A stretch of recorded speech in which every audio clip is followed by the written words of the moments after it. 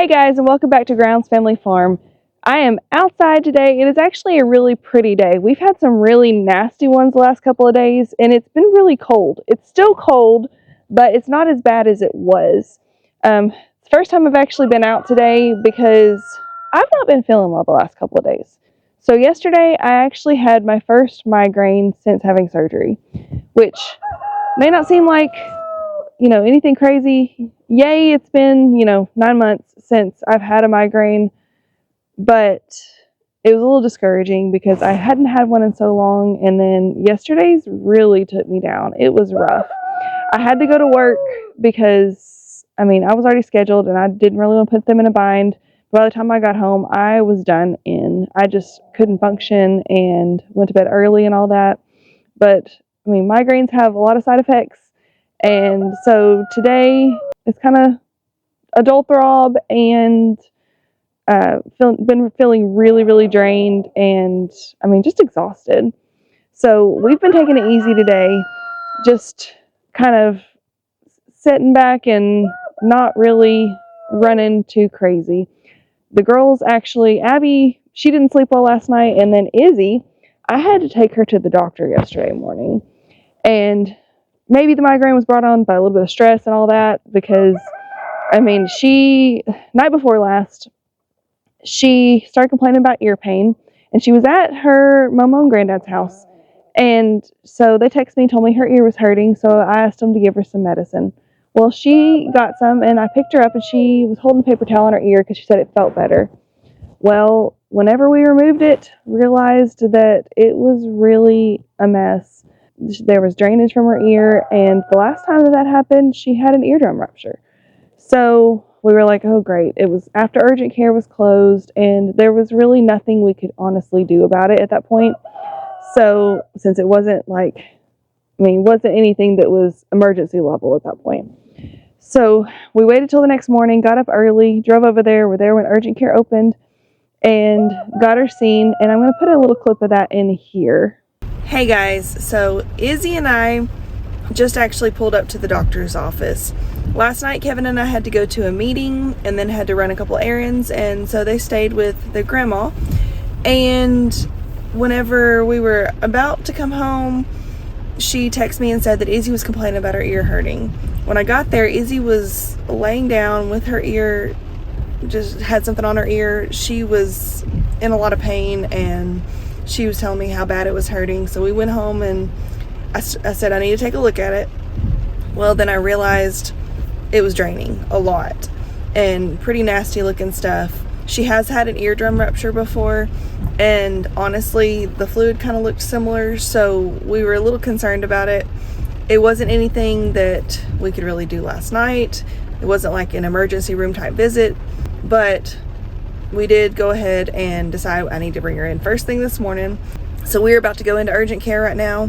Gonna go see what they say. Hopefully they can get her all fixed up because she's not feeling very good. She said it wasn't hurting as bad this morning as it was last night whenever the initial pain happened, but it's hard whenever your baby's hurting. So hopefully we can find some answers, and hopefully they can get her some medicine and make her feel better.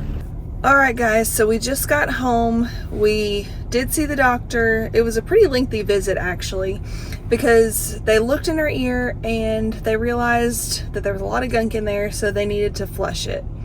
That was not fun, was it, babe? No, she was in a lot of pain with that, and I hate that. I hated that so much.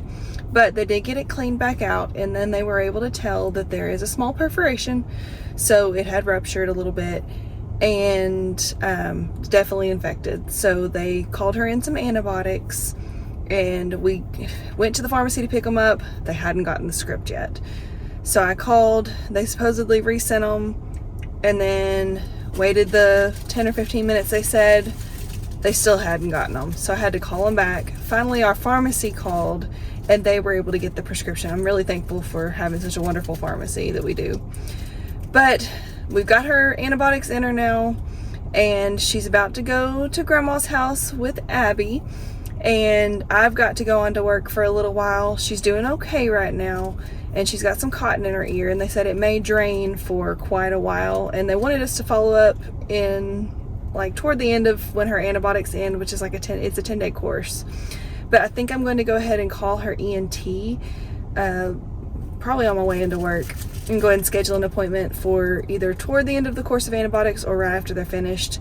That way we can have his opinion, because he has put 2 sets of tubes in her ears. So you only get 1 set of ears. We just want to make sure that they're healthy and there's nothing else that they need to do or can help us with. But I'm just glad that she's doing okay right now, and hopefully it'll be on the right track to feeling a lot better. Thankfully today she is doing a whole lot better, but she's still kind of draggy, and like I said, Abby didn't sleep well either, and then I've not been feeling great, so we just took a sick day today. Normally today would be a school day, but you know what? It's okay. We can take our sick days when we need them, and this is one of those days. So I'm just thankful that we homeschool and that we're able to do that when we need to, because honestly, we like never take sick days. We're always work, and even whenever, you know, one of us doesn't feel the greatest, a lot of times we'll go ahead and push through, but just didn't feel like we could today, and we want the quality of our education to be good too. So we'll pick up tomorrow. It'll be fine. But today I've been in the kitchen, I've been baking, and I was making bread today. So I wanted to share some of that with you guys, and right now it's in the middle of a rise, so I figured I'd come out and take care of the animals, give you an update on the babies, see how they're all growing and doing, and then I'll bring you back inside to show you the finished product, because that just seemed like something fun to do today and a little more relaxing than, you know, trying to take on a big project or something, because I really don't feel like it. So we're fixing to go around and go see everybody. Alright, so first up, you can see that these guys are happily eating. I figured I'd go ahead and feed them before I started filming them, just because it's a lot of work to do both at the same time, and I'm just, like I said, I'm feeling really drained today. Hey guys, how are we? She is very lopsided now, and big as a barn. My word. Pancakes? Are you gonna have a baby? I think so. Penelope looks kind of wide too, but Pancakes definitely is bigger than she is. Hi Daisy, hi Spock. Spock is eating with his mama. He actually is sitting there eating some grain, so that's awesome. Hi Short Stack. Hey buddy. And there's Spice. Hey baby. Always eating with the pigs. Hi Hulk. Hi Betty. And there's Comet. Hey Sea Boy. Hey Betty. Are you in your happy place right now? You're definitely in your happy place with food. But you can tell just how much it rained. I know I showed you this the last time it rained, but I think it rained even more this time. Just all of those ditches and holes and everything just filled up. It's crazy, because that's not supposed to look like a pond right there. But these guys are not terribly interested in us right now, so I'm going to go ahead and take you back up here to the goat and sheep pen. Hey, Cookie. Are you enjoying your food, babe? That's a little something there. What? You got food on your face. You got food on your face. Hey, Nutmeg. She was sleeping a minute ago, so she was not that concerned about food. Guys, there are multiple feed pans here, and we're fighting over the same one. Whatever. Hey, Johnny. Hey, buddy. Hey, buddy. Yeah, I already fed them too. I just figured it'd be easy to feed everyone and just let you see them while they ate.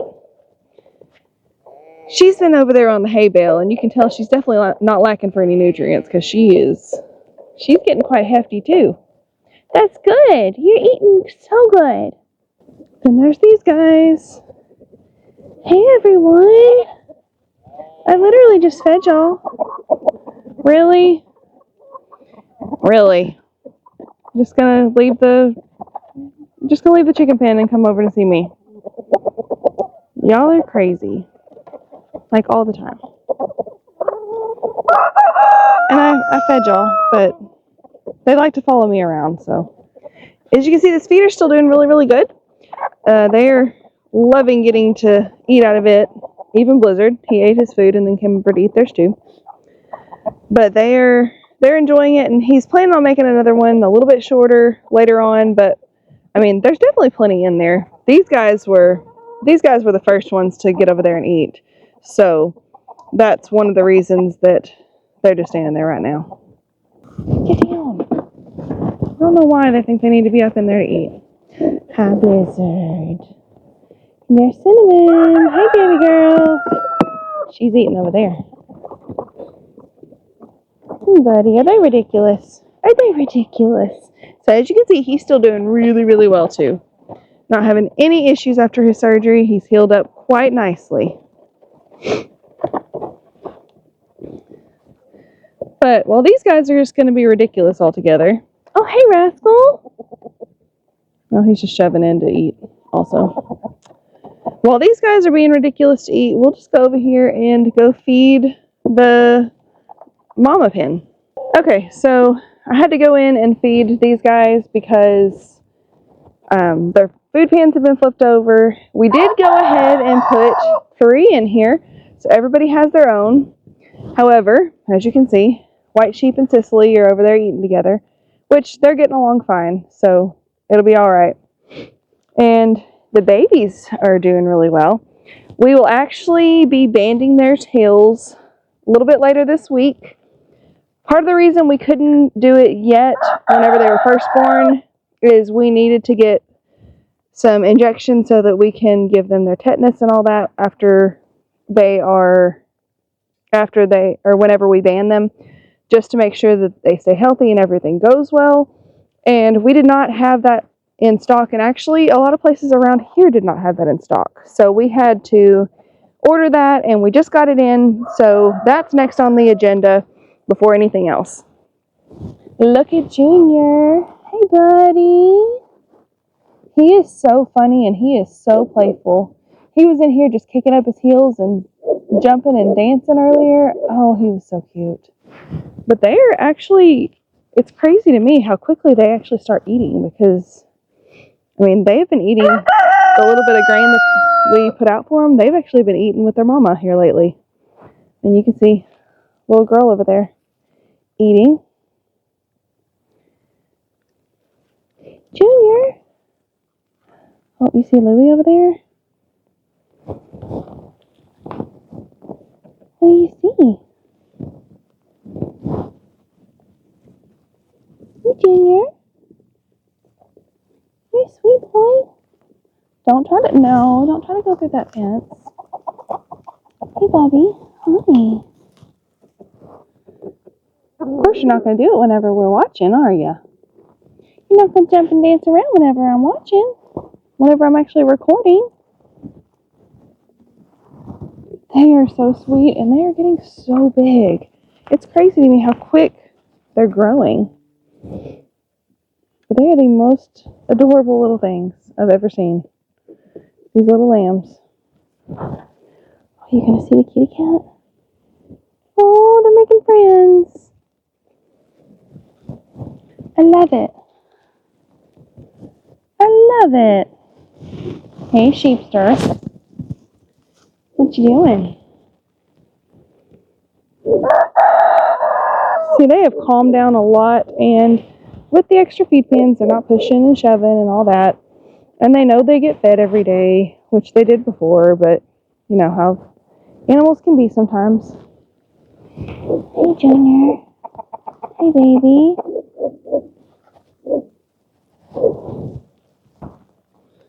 See if he'll do it. He's so funny, so curious. Such a curious big baby. Such a curious thing. The girl said that he has been out of the pen a couple of times. He's just squeezed through and then gone back in. Hoping he doesn't make a habit of that, but if he's anything like his daddy was pretty bad about that for a while. There's Louie hanging out with the sheep. Obviously, they're getting along fine. And these little girls they're growing great. Even as tiny as they are, they've grown so much, if y'all can tell from the first video after they were born. And Cicely, she is definitely getting wide. Hey, baby girl. Hey there, darling. What are we doing? Oh, I see those babies moving. Yeah. Yeah, you are so sweet. You're so sweet. I love you. You are just too precious. You know it? But I guess we're going to leave you guys alone. I think I'm going to go ahead and go back inside. I fed everybody. They all have water. And I need to go check and see what the status of my timer is and how much longer we have until I can put that bread in the oven, because it is going to be so good. I'm going to go ahead and show you the first parts of the bread baking while I head in there, and then we'll finish this out inside the house whenever I give you the big reveal. Hey guys, so it is time to make some bread, but in this household, as you know, I have to eat gluten-free. The rest of them do not. And it definitely is a different taste and texture on a lot of different things. So bread is one of those things that I do make a gluten-free version and the regular version. So to be able to prevent cross-contamination or any of those type of issues, I always start with my gluten-free bread first. I'm going to be making both of them today because it's really not that hard. I currently don't have a sourdough starter, so I won't be making sourdough bread, but that's okay. And this is really, really easy. I've tried it a time or two and we've all enjoyed the results. So going to go ahead and start on the gluten-free one now. You'll be able to see that it's a completely different process, completely different animal from a regular bread, just in the texture, the consistency, everything. But I just figured I'd bring you along and let you see how this goes because, like I said, it's different. It's different. So first recipe calls for us to add our flour, baking powder, and yeast. So got my handy dandy gluten-free flour. I don't want to pack it down, but I still cheat and put my scoop in here just so that it's a little less time consuming.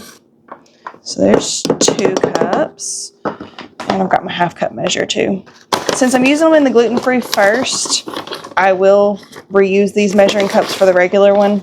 If it was reversed, then in addition to a whole lot of cleaning in between and, you know, changing out rags and changing out scoops, I'd have to change out my measuring cups too.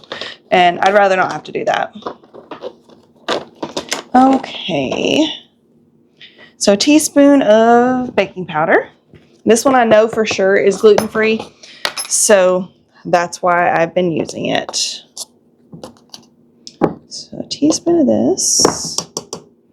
Okay, so I've got my yeast in there. I bought a big thing of yeast, so in order to not have to deal with packages and Ziplocs and stuff, I put it in a jar, and I actually keep it in the fridge. That way it stays fresher longer. Okay, so once you start to combine this, so I'm just going to use this spoon.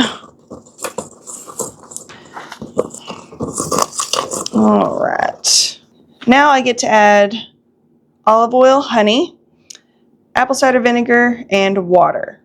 So I'm going to use this for my honey and my olive oil just because it will be easy. Because this measuring cup, it's one, you put it together, but you can pull it down to whatever your measure is, which ours is a 1/4 cup on each. And then like for a difficult liquid like honey or like shortening or something, if you put it in here, just push it right out. So much better. And if I figured I'd just do my olive oil in there too because it's sealed. It's not going to leak or anything like that. So there's 1/4 cup. With this one, I don't have to push it up because, I mean, oil just kind of flows. So, all right, now my honey. I just try to make sure it's as level as I can. And then, so easy. So much easier. Now a teaspoon of apple cider vinegar. And this is one of the ways that regular bread, my regular bread recipe and my gluten-free bread recipe differ. This one does have apple cider vinegar, which is a somewhat strong flavor, but I didn't have any issues with actually tasting it the last time that I made this bread. So hopefully that's the case again today. It's one of the things that's in a lot of gluten-free bread recipes. So I don't know.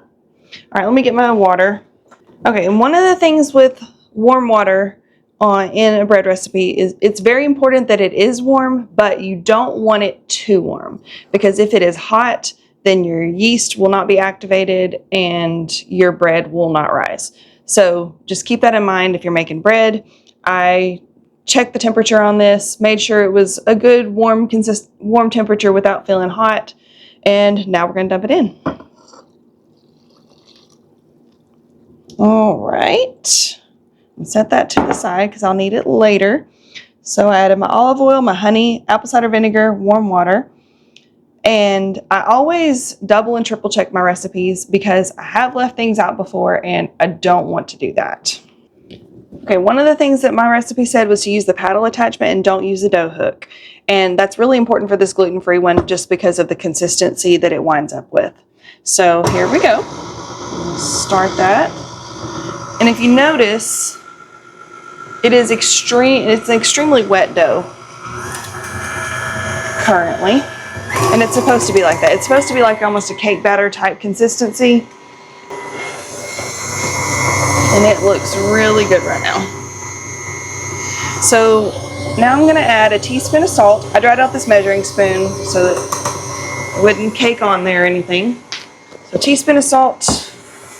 And then it calls for 3 egg whites. Another way it kind of differs, which my biscuits and everything that are gluten-free usually calls for eggs versus a regular one that does not. So I'm gonna let that mix in really well, and then I'm going to get a spatula and scrape it down and make sure that it's all mixed up.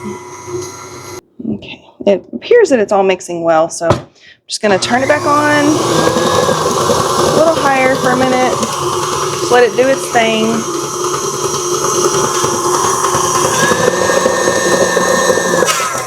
All right, and that is good. Okay, so now we're going to go ahead and pour it in this loaf pan. I have different loaf pans, different sizes, all that. And I realized last time that my standard loaf pan was a little too small for this because of the way it rose. I also made a couple of other errors last time. You're supposed to leave it to rise for 30 minutes covered, and then you're supposed to bake it. Well, I let it rise for a while longer. I don't remember exactly how much longer, but it was a little while longer than I should have, and it wound up falling, and I don't want that to happen. I really want this to be successful. So the instructions say, it says to use a Pullman loaf pan. I do not currently have one of those. That's okay. But I do have this one, which here's the pan that I used previously. You can tell the size difference on that, and it mounted up. I mean, it was up to here last time. So I'm really hoping that by using a bigger pan that it's going to make a big difference for me. We'll see. I'm still going to use the other stoneware type pans for my regular loaves because I think that'll work out okay. But what you have to do now is get some plastic wrap out. All right, so it says to cover it with greased plastic wrap, which I will do. I've got to grease it first. So I'm going to use my gluten-free spray. You could use a lot of different things for this, but the spray is easy and convenient. And cover it with that. That way, if it mounds up to that, it's not going to stick to it because it is sprayed. And I usually spray it pretty liberally because I really don't want it to stick. And then it says to cover it and put it in a warm place. So that's what I'm fixing to do. And then I'm going to get this area cleaned up and we'll start making the regular loaf. Okay, so now we're switching gears. Going to go ahead and make the regular bread. Now this recipe differs a lot from the gluten-free version. If you've ever seen bread made, you kind of know what I'm talking about after seeing that, I'm sure. But this one actually has a lot fewer ingredients.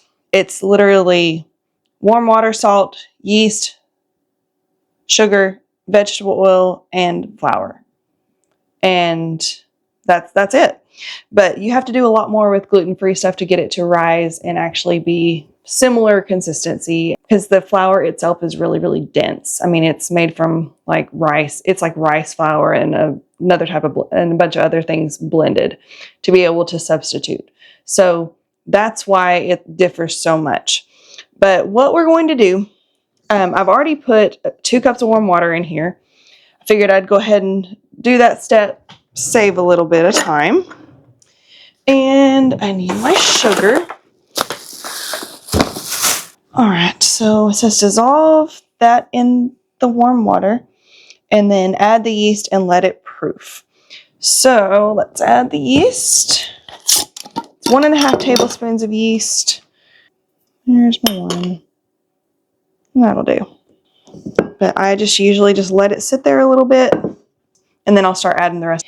But while it's doing that, I'm going to go ahead and get the rest of this stuff together and done. Izzy has been crafting some, so she wanted to show y'all what she made. What is it? I drew this and then I colored it in.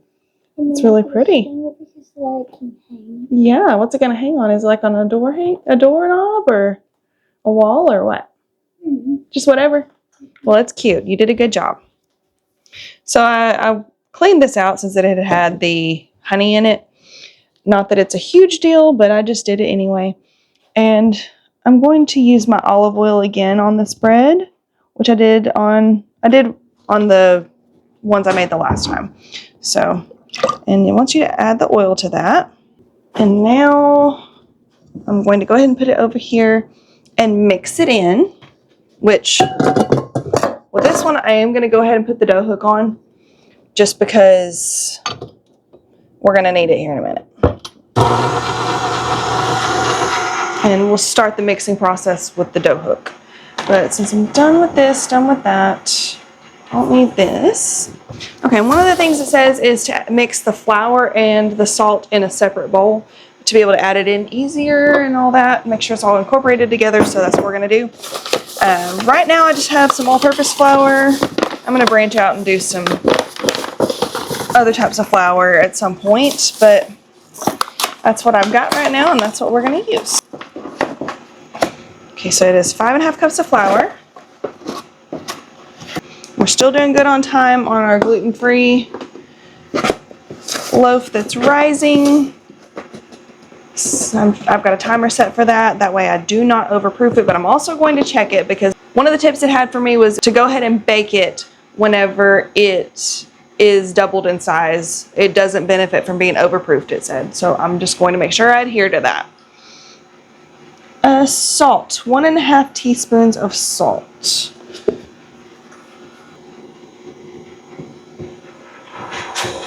Okay, so that is all mixed in there.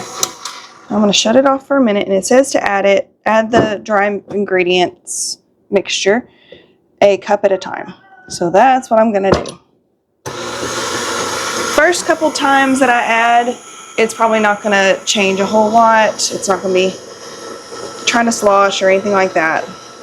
It may change in a little bit.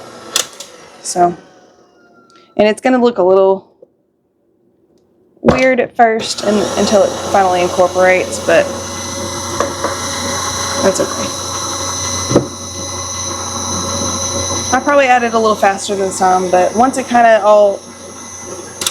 there's not any dry flour still sitting there is when I usually go ahead and add the rest of my flour. Just a little bit more that time.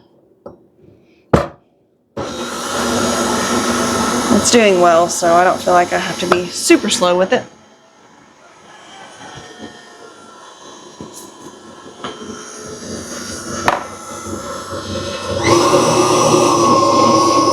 Yeah, I saw some of it kind of jump up that time. All right. After this addition, I'm just going to dump it in using my bowl. Now I'm going to add the rest of this. And we're going to do it slower, and I'm going to lock it in now. I'm glad that this mixer has the option to be able to lock it down, lock the head down since it folds up, because if you don't lock it down, it will sit there and jump and sputter and make all kinds of racket. And I did not think this is going to have to be washed because it's been around the regular flour.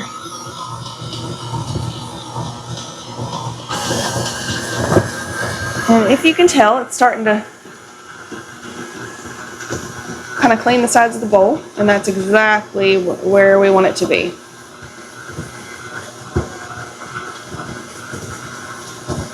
That's looking great. So we're going to let that do that for a few minutes. Probably going to add just a little bit more flour though. Alright, that's really well mixed now. So there's the bread dough. And now the next step is to place it in an oiled bowl, coat it on both sides, and then cover it and let it rise for an hour. So one tip that I actually read somewhere, and I liked how it worked the last time, was grease your hands and don't just add a bunch of flour to be able to make it not stick to your hands and get all goopy. It worked a lot better for me, and I felt like I didn't add all that extra flour, so it wasn't so gummy and gross. But look at that. That looks beautiful, I think. So what we're going to do is put it in here and just flip it. All right, oil it on both sides and then just plop it in there. So it's just literally sitting inside that. Okay, so as with the gluten-free one, I've got my plastic wrap. I'm going to spray the plastic wrap for this one as well.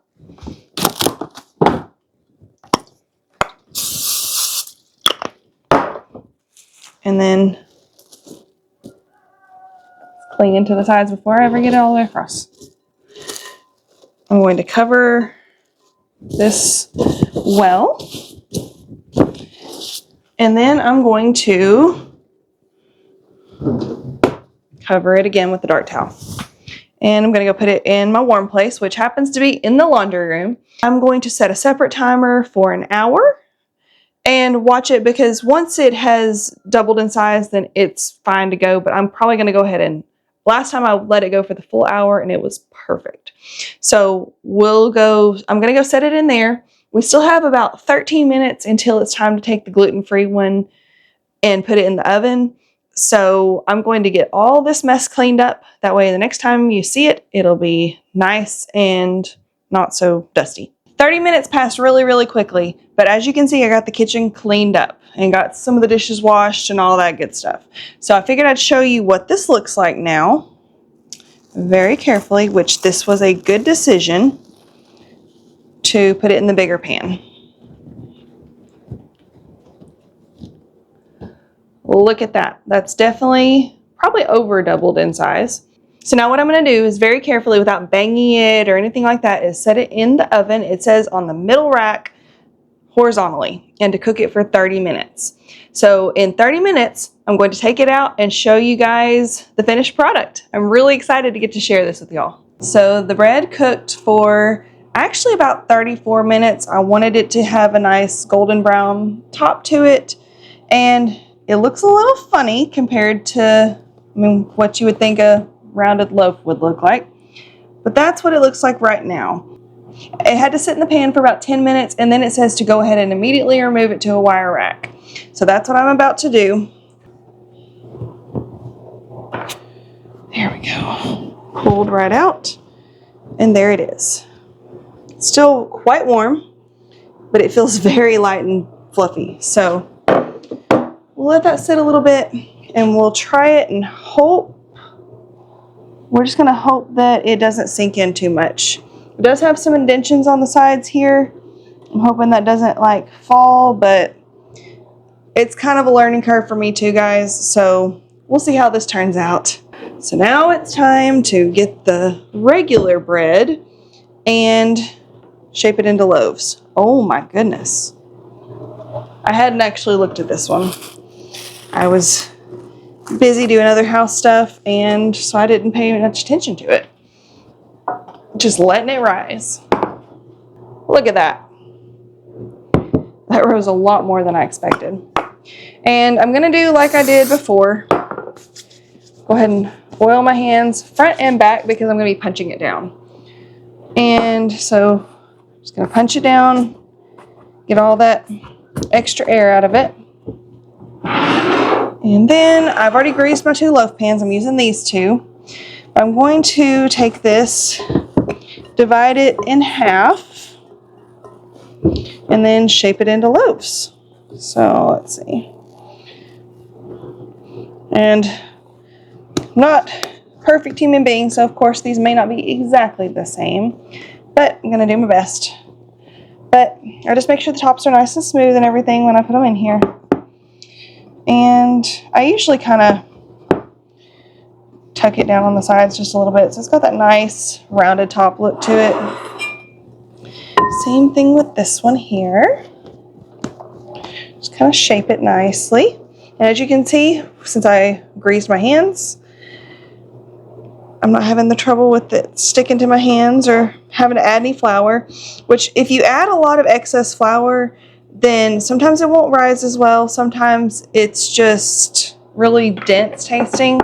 And last time, since it worked so well how I did it, I really would like to duplicate that. Now, each of these have to rise for 30 or 40 minutes. I'll probably do about 40. I think I did 30 last time, and they could have gone a little bit longer. So we're gonna do about 40 minutes on this. I'm going to do the same thing I did with the gluten-free one, cover it with some sprayed plastic wrap, each of them, and then set them in a nice warm place, cover them up, and just leave them alone. Bread making is a process, but it's so worth it in the end. And if I make 2 of these in a week, then that will last us for that entire week, because we don't eat a lot of bread, honestly. We don't do sandwiches. We'll eat it with our meals.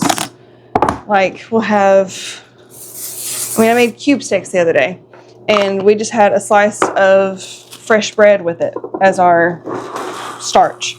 And it's homemade, so it's a lot healthier. It doesn't have 50,000 ingredients like the stuff from the store.